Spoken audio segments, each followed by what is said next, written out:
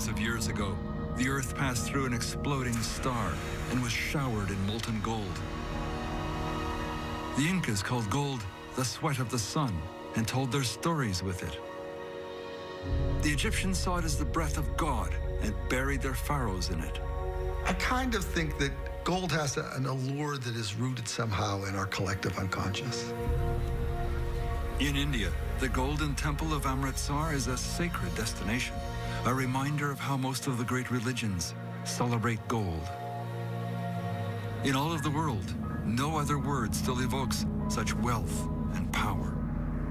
If you ever look at gold, it's an extremely beautiful, I mean, if I'd rather have a gold coin than a mass of paper dollars. The gold coin is going to survive forever, and the paper dollars are going to be destroyed. The Romans called gold the muscles of war. With gold, a triumphant Napoleon gilded Paris. To finance the Third Reich, the Nazis were determined to capture the gold of Europe. Gold was the ultimate guarantee of national survival. Even today, gold shines in the world of high finance. Gold is the largest commodity market on the planet Earth. They make billions of dollars in a single day by manipulating the market. From China in the east to America in the west, the question ricocheting around the world is simple and troubling. Where is the gold? Is America's gold in Fort Knox? And if so, who really owns it? I think you have to assume that all the gold's not there. How is it possible that for every 100 ounces traded on electronic exchanges, there may not be even 1 ounce of real gold backing it up? The term Ponzi scheme comes up. The customer or client thinks he or she has something, but doesn't. There's not a lot of it. All the gold ever found would only create a cube 70 feet by 70. Even melted down, it's just enough to fill 3 Olympic swimming pools. Yet gold's magic continues to keep us in its thrall.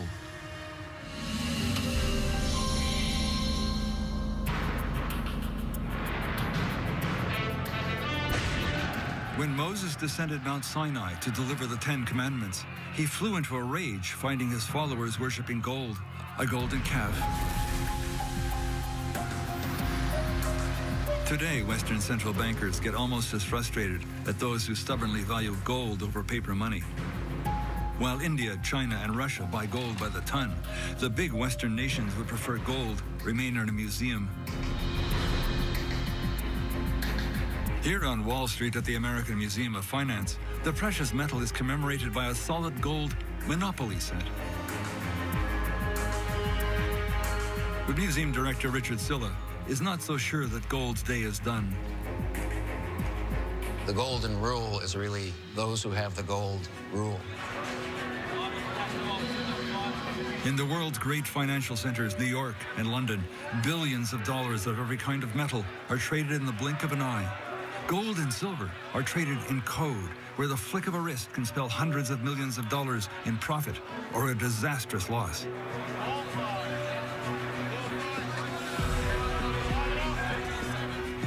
Andrew McGuire has moved in that world as a precious metal trader for decades. I've specialized in gold and silver trading for the last 30. In fact, I view gold and silver as my children. I know everything about the gold and silver market. I know why they move, and I know who's behind it.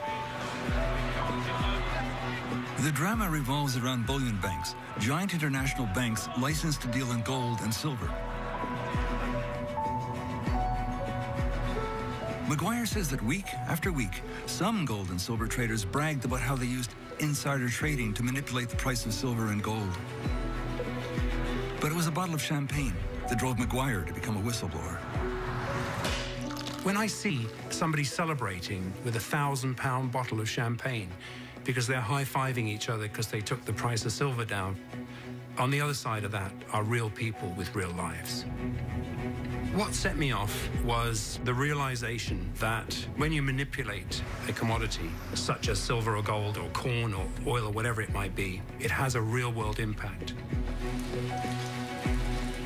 McGuire says those market fluctuations don't just hurt investors, but they can have a devastating impact on mining communities in countries like Bolivia.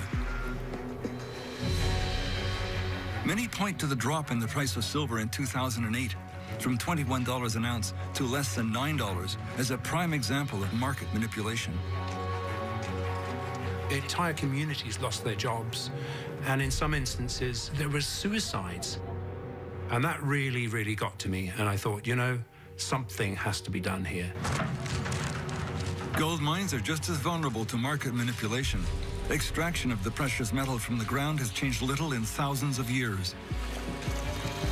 To produce 1 ounce of fine gold requires an average of 38 man-hours, 1,400 gallons of water, and liters of cyanide. In South Africa, 400,000 men, 90% of them black, toil in mines deeper than 2 kilometers in temperatures greater than 130 degrees. The history of gold is stained with the blood of those who toil for it. Its dark power has been used for centuries to finance everything from war to mass murder. Historian Duncan McDowell. Countries with gold were countries that wouldn't be pushed around, that could fight wars, that could build up their economies. So this notion of gold as being the kind of foundation plate of national sovereignty was fundamental to the way the Western world saw itself. Gold was a driving force in the Second World War. In late 1938, Austria welcomes Adolf Hitler as a conquering hero in the land of his birth. But the image of a powerful Führer cloaks a surprise weakness.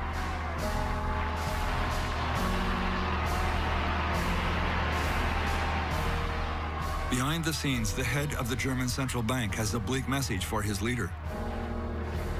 Hjalmar Schacht warns Hitler that Germany is bankrupt. Its gold is spent. Hitler fires him. But Hitler will soon go to war not only for territory, but for gold.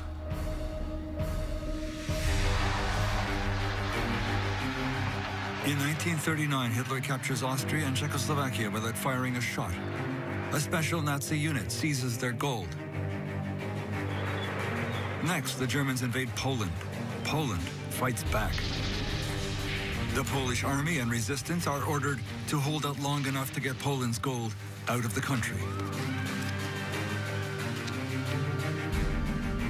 75 tons of gold, worth billions of dollars today, are launched on a perilous journey through Romania, Turkey, and Lebanon, traveling south and east before arriving in France. But the gold would not be safe for long. In June 1940, Germany invades Luxembourg, Holland, Belgium, and France. The 14th of June 1940, the Germans occupy Paris, which surrenders without a fight.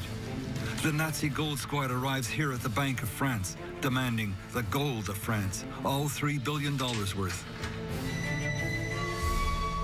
But historian Didier Brunel says they were met with a big surprise.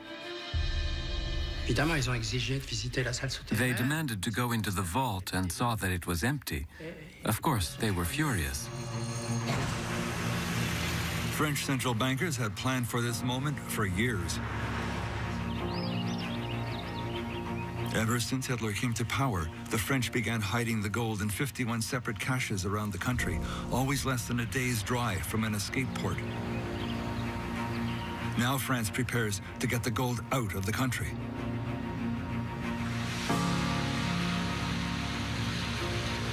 In a secret operation from cities large and small, the gold is moved at night, dispatched to ports along its coast. The German army is not far behind. Historian Tristan Gaston Breton says everyone was trying to disguise a growing panic. There was panic, and we had to use whatever was available. Warships, merchant ships, trawlers, fishing boats, anything we could find to evacuate as much gold as possible. It was a masterpiece of successful improvisation. Today, these Atlantic harbors are home to sailboats, cruise ships, and ferries. In the desperate summer days of 1940, virtually the entire French Navy, including battleships and aircraft carriers, is mobilized to save the gold. Westward goes the greatest transfer of wealth in the history of the world. 83 million glittering ounces, more than the cargoes of all the ancient Spanish treasure ships combined. The gold of France and Poland, bound for safe haven in Canada and the United States.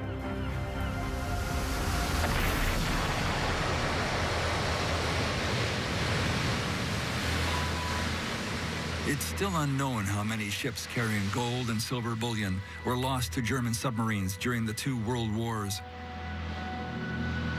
Those sunken bullion ships and many from bygone wars prove irresistible to companies like Odyssey Marine. No story about gold is complete without a treasure quest. It's all very modern. Odyssey is even listed on the NASDAQ stock exchange. The company operates out of a secret location in Tampa, Florida. President Mark Gordon says there is no shortage of wrecks. The United Nations estimates there's 3 million shipwrecks on the ocean floor.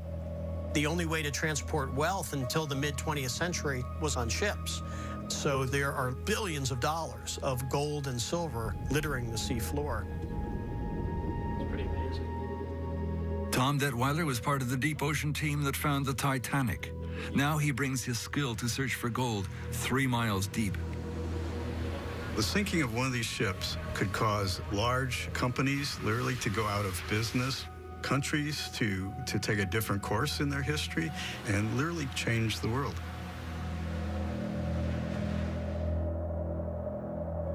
When we come back, gold and the ghost of imperial Spain.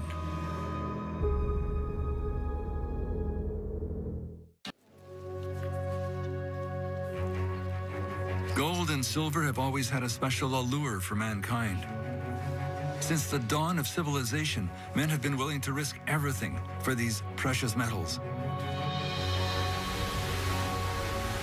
Odyssey Marine's Tom Detweiler. It was always something special, and one of the reasons is its permanence. It can lay in the bottom of the ocean for hundreds of years and come up and it's still shiny. It's still got all the detail in it. It's perfectly preserved. In 2007, Odyssey Marine was mapping the ocean floor off the coast of Portugal when they got lucky. It was a giant spill of gold and silver coins resting on the ocean floor. Odyssey could not identify a shipwreck in the area, which deepened the mystery, but immediately they knew they had something big. What we found really wasn't a shipwreck anymore. It was just the remnants of the cargo that had been aboard that ship. Lots of coins, because we found about 600,000 of them, and we know there's still many more down there. We suddenly realized this was a very large vessel that had something very catastrophic happen to it. They transported the find to Florida. The trove was estimated at $500 million. Odyssey registered their find in a U.S. court to await any competing claims. Enter the Spanish government. Spain argued that the treasure was from a Spanish vessel named Nuestra Señora de las Mercedes. It turns out England resumed the war with Spain by sinking the ship in 1804. Now Spain was launching a full-scale diplomatic campaign to get back gold it had plundered 200 years earlier. Peru also filed a claim, saying the treasure was stolen from the Incan people. It is estimated that upwards of 1 million Incans were killed in unequal battle against the Spanish military or worked to death in the gold mines of Peru.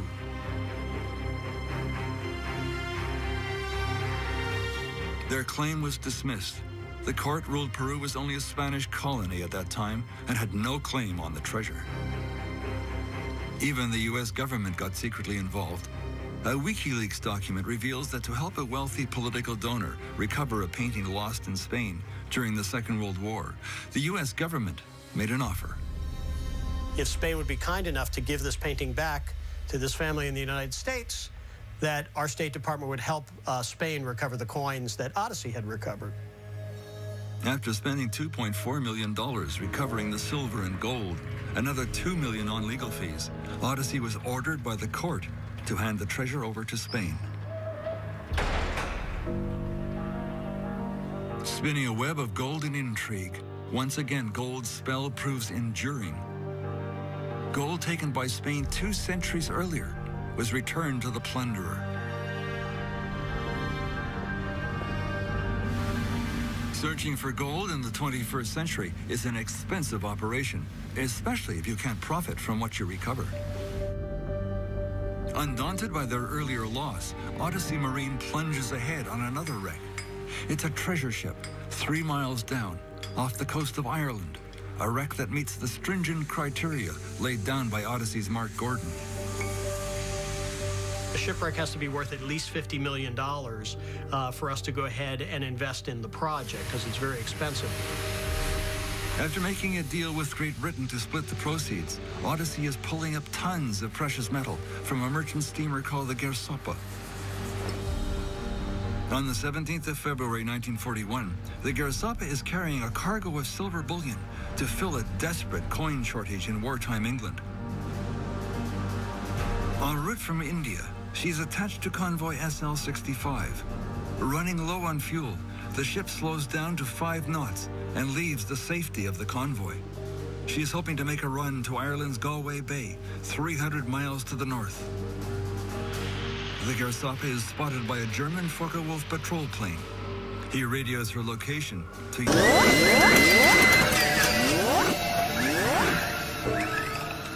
U-101. Commanded by Ernst Mingerson, the U-boat finds the Gersoppa. The submarine fires a single torpedo, which blows a hole in her starboard side.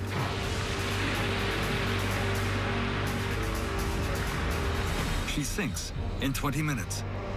Only the captain survives. There were a lot of valuable cargoes moving during wartime. Ships carrying gold and silver because they had to pay for munitions, pay for supplies, pay the troops. The role played by the gold of England is one of the best-kept secrets of the Second World War. In 1940, England stands alone.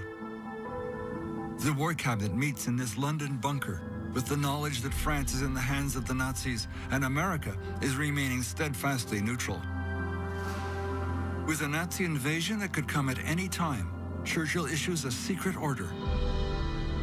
To keep it out of Hitler's hands, all of England's gold must be dispatched across the North Atlantic to refuge in Canada. Historian Duncan McDowell. Britain wants gold not only in its own pocket in England, but it wants it stored offshore in case, worst case scenario, Hitler comes across the channel. Churchill and the government has to leave and they have to run a government in exile. They want money to do that. Tied to the London docks sits HMS Belfast.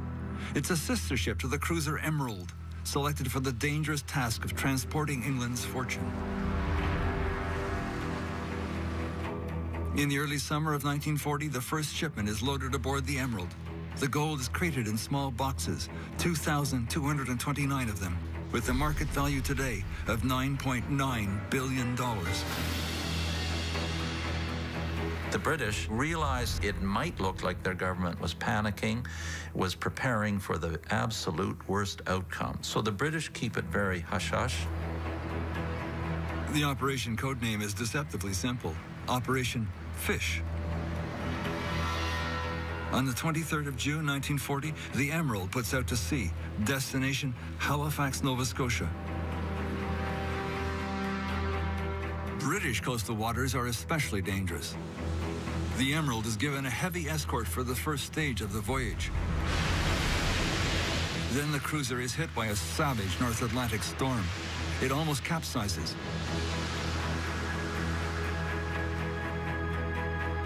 On the 1st of July, 1940, the solitary warship carrying the secret cargo docks safely in Halifax. The small crates of gold labeled simply Fish are unloaded under military guard and put aboard a secret train bound for Montreal and Ottawa.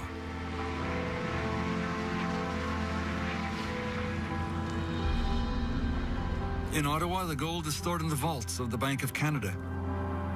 In Montreal, the precious cargo is put in the vaults of the Sun Life building, then the biggest building in the Commonwealth. There would be many similar voyages, but for the duration of the war, not a word leaks out. Coming up, Questions about another of gold's deep secrets, Fort Knox. In the autumn of 1940, from Holland in the west to Hungary in the east, Hitler is filling his war chest with 600 tons of looted gold. The stolen gold buys oil and armaments from neutral countries like Sweden and Switzerland. Britain counters by shipping gold bars from Canada to the U.S. to buy weapons and warships. The law enabling the sale by neutral America is called cash and carry. The war, however grimly it turned out, was a huge kind of jolt to all the economies. And America, since it had stayed neutral, yes, could benefit from this surge of British purchasing. Orders expected to reach $1 billion for over 7,000 pursuit ships and bombers will mean jobs for additional thousands of skilled workers and a tremendous boom to the nation as a whole. While the gold of England helps lift America out of the Great Depression, the gold of France sits on the sidelines when it is desperately needed. Churchill asks France to release its gold to help England's war effort, which includes the liberation of France. The leader of the Free French, Charles de Gaulle, refuses. He says France needs the gold after the war to rebuild. Britain is in a really devilish position after the war, having used up their gold during the war. The French have a kind of bounty waiting for them at the end of the war.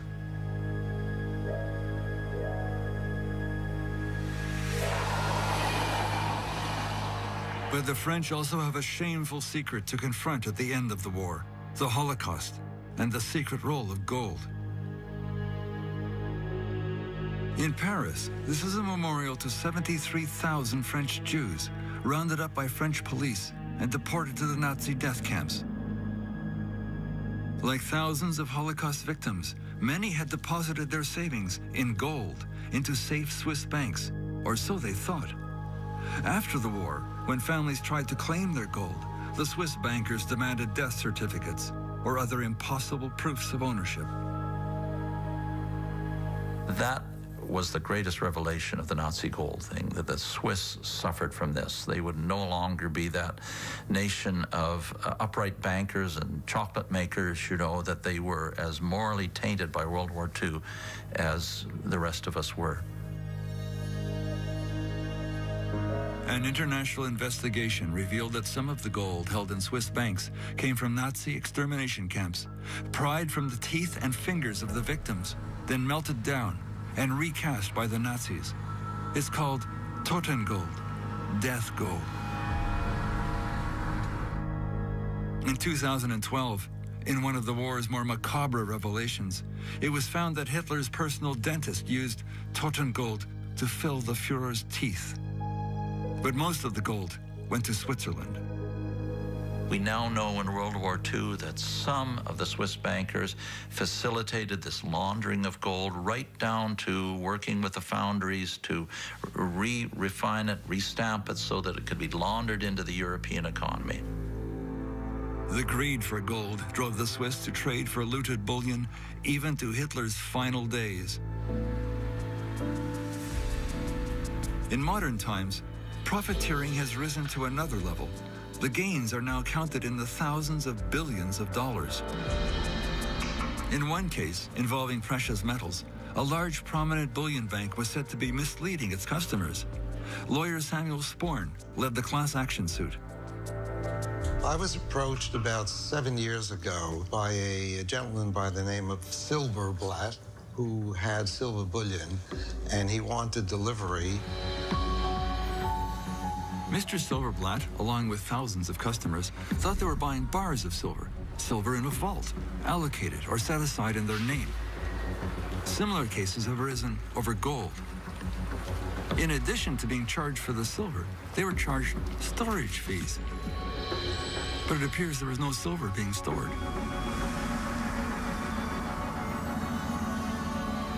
Nowhere is it stated in clear, good English language that we are not purchasing actual commodity, gold, silver, or platinum. It's only unallocated, and it's a paper purchase. It's a position you have. You do not own the physical commodity. And then the customer says, my goodness gracious, I've been paying storage fees for 5, 10, 15, 20 years, whatever it may be. Why? The client is led to believe that he, she, or it has ownership. So that is the fraud. The class action suit was settled in favor of those suing before it came to trial. They recouped $4.5 million in storage fees, plus interest. When it comes to buying large quantities of gold and silver, traders speak a language very few would recognize. Contracts, contangos, and coiling. Algorithms and spoofs. Just a few words to describe actions that can produce staggering profits. Whistleblower Andrew McGuire describes a bank robbery, but in this case, McGuire holds the opinion that the bank is doing the robbing. It's no ordinary bank, it's a bullion bank, an international bank licensed to deal in gold and silver. We're showing this in silver because it's easier to see. But in gold, gold is the largest commodity market on the planet Earth. And yet, we've got the same thing going on in the virtual world of gold. Here's how it worked. Traders waited for most of the major markets from Shanghai to London to be closed.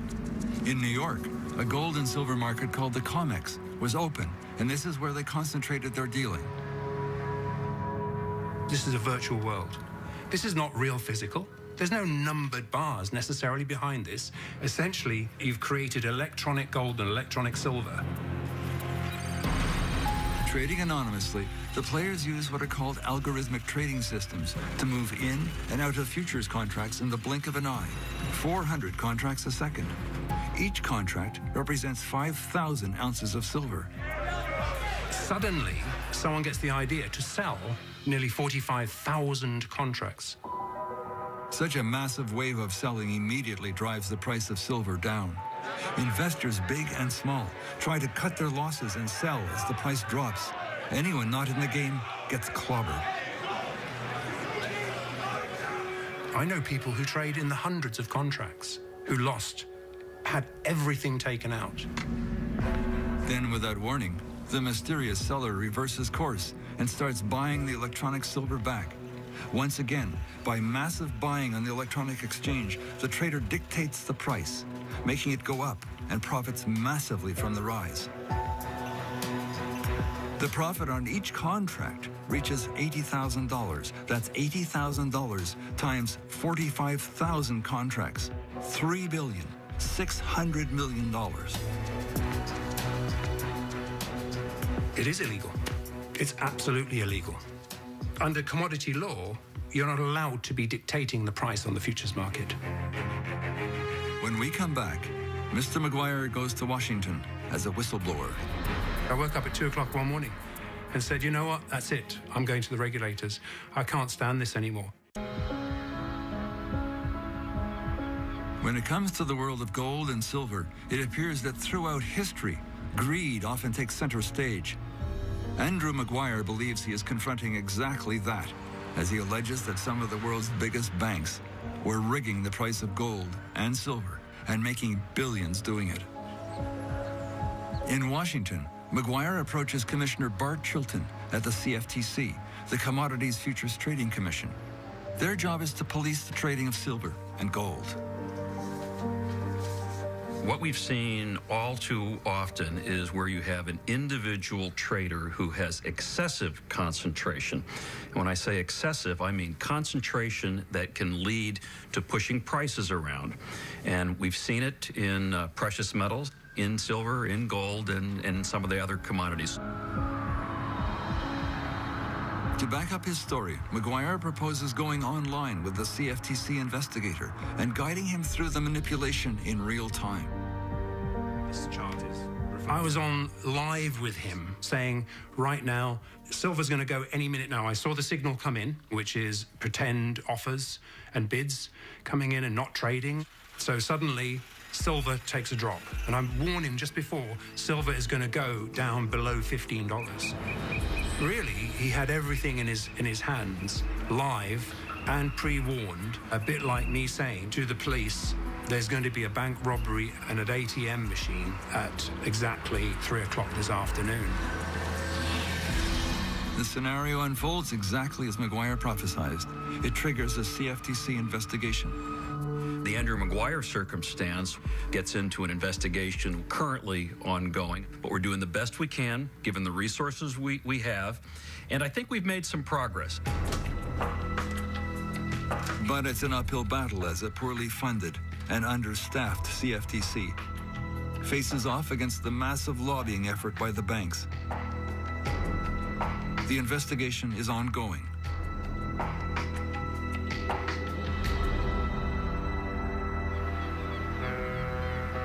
Across most of the world, the tallest building in almost every major city is a bank tower, cathedrals of finance. The Royal Bank building in Toronto takes the cake.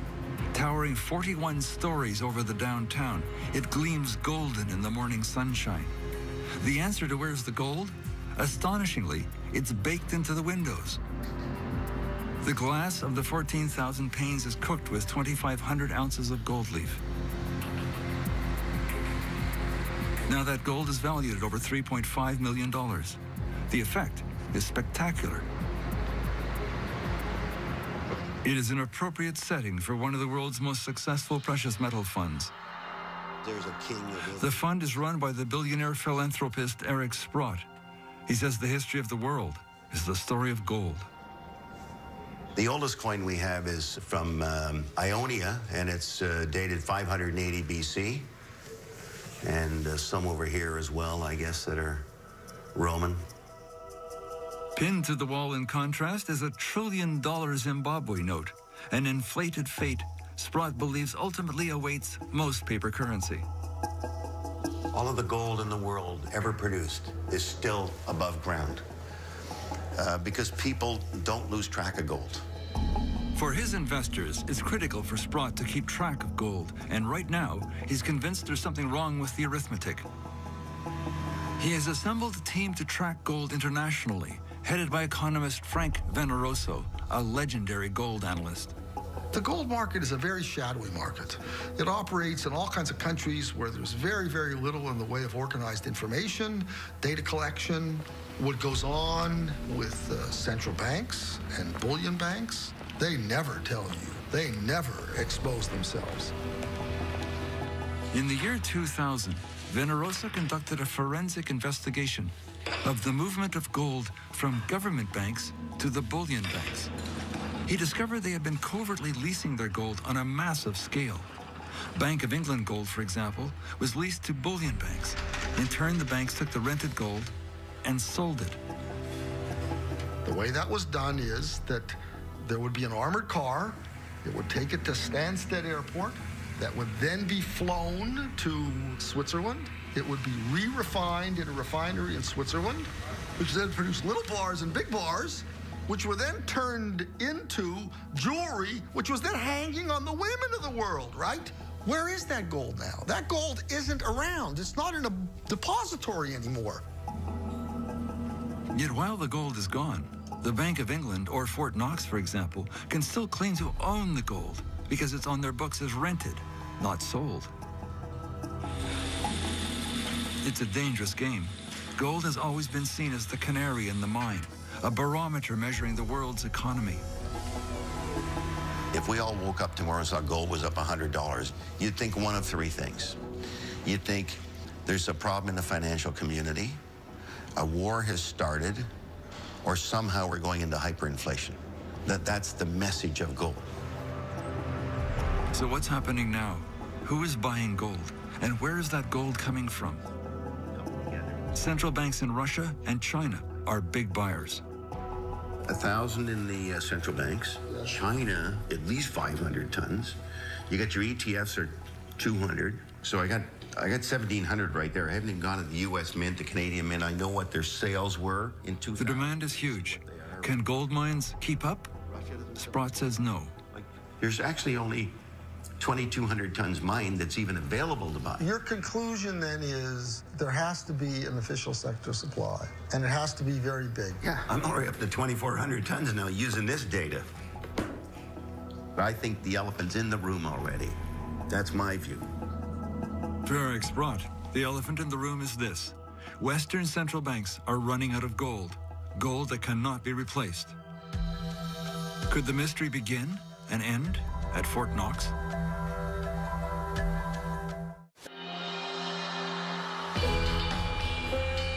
Goldfinger. Many regard the Sean Connery Bond film, featuring a Fort Knox plot, as the best of the early 007 movies. It won box office gold, reflecting the world's fascination with the precious metal and what really might be going on behind the gates at the United States Gold Depository, guarded at the Fort Knox Army Base. The director of the American Museum of Finance, Richard Silla, says Fort Knox has a controversial history. At the height of the Great Depression, President Roosevelt ordered Americans to turn in all of their gold. Tons of coins, ingots, and jewelry. They were paid in paper dollars at $21 an ounce. What did Roosevelt do with the gold? Well, it was mostly melted down into gold bars and put in the Federal Gold Depository at Fort Knox, Kentucky. So that's where the Fort Knox gold came from. It used to belong to all the American people, and then the government nationalized it and put it in Fort Knox. The fort boasts a massive new vault in the middle of a fortified army base in Kentucky. That was the last time the gold was really counted. There's a yearly audit, but it's incomplete. The last full audit in 1954 was followed by a media show and tell in 1974. But a recent attempt to force full disclosure was defeated in the Congress.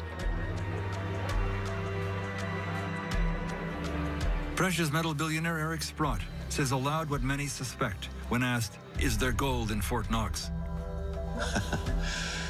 That's a good question. There has been no audit since, I think it's 1954 or something like that. An audit would not be a difficult thing to do. I think you have to assume that all the gold's not there.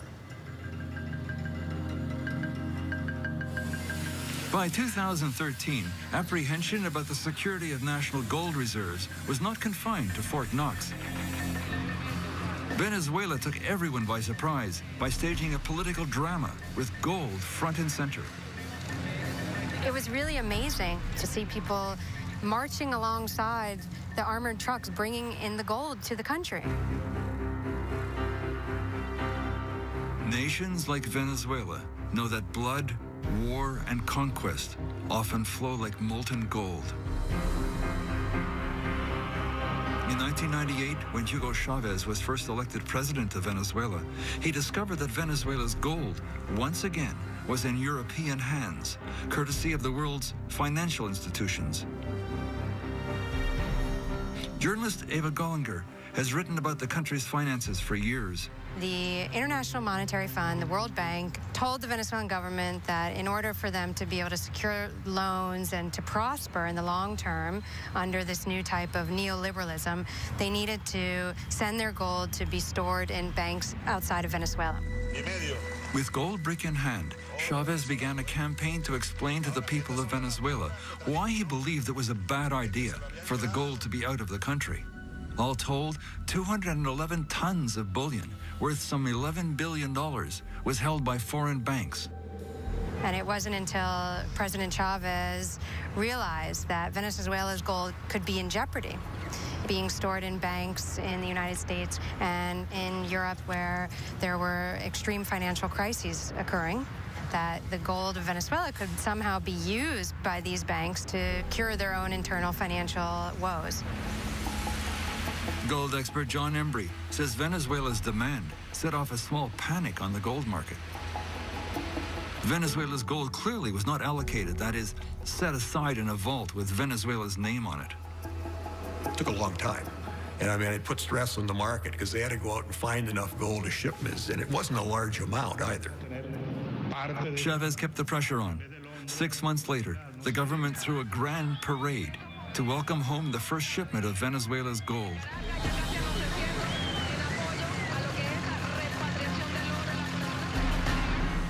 Like England and France during the Second World War, Venezuela came to understand the power of gold as a guarantee of national sovereignty. But other countries haven't been so successful when they try to repatriate their gold. Most of Germany's gold is stored in New York at the Federal Reserve Bank, the Fed. But when the Bundesbank, the German central bank, asked to see their gold in 2012, the Fed appears to have refused access, citing security concerns.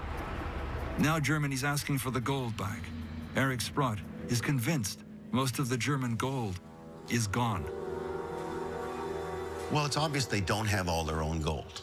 I mean, they basically said that. We have some gold in our vaults and we have some gold elsewhere. And I don't think it's defined even how much they have in Germany. I would bet that the Germans don't have access to the gold they think they own. Canadians, too, may be in for a shock. The nation's central bank boasts a modern headquarters that has won architectural awards, but no prize would be awarded for how they have managed the best-performing asset of the last decade. The Canadian answer to "Where's the gold?" is simple. Except for a few bars, it's gone. All gone. Despite its international reputation for gold mining and mine financing, Canada has sold off its multi-ton gold reserve over the last 3 decades. I think it's important that the country, in order to have some strength within the international financial community, has some gold. Gold analyst John Embry says a monumental shift is underway in the world of gold. What people in the West don't seem to realize, I think they're making a ghastly mistake, is that the people in the East, the Chinese, the Vietnamese, Indians, Russians, they delight in this opportunity to buy the cheap gold. So it's going west to east. And as an old adage, gold goes where the wealth is being created. I mean, it doesn't say a lot about the future of the West. Behind the castle walls of the Royal Canadian Mint, modern alchemists are casting gold ingots and 1-ounce golden leafs to feed the growing hunger for gold. In each century, the stakes for gold get higher. In the 20th century, gold became the ultimate guarantee of sovereignty, paying for World War and mass murder. In the 21st century, gold still manages to keep its secrets. Perhaps the biggest one of all, where's the gold and who owns it?